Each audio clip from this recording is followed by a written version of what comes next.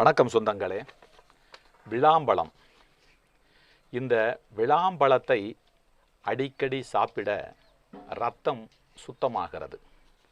இரத்தத்தை சுத்தகரித்து கெட்ட அணுக்களை நீக்கி நல்ல வகையாக நம்முடைய உடலிலே செலுத்துவதற்கு இந்த விளாம்பழம் பயன்படுகிறது.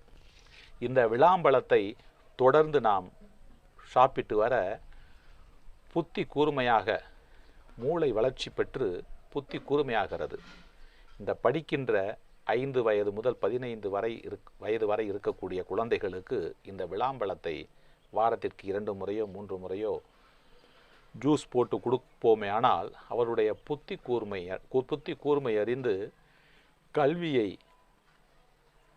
அவரது படிப்பில் கவனம் செலுத்துவதற்கு, படித்தவுடன் அது நன்கு மூளையிலே பதிவதற்கு இந்த விளாம்பழம் உதவுகிறது.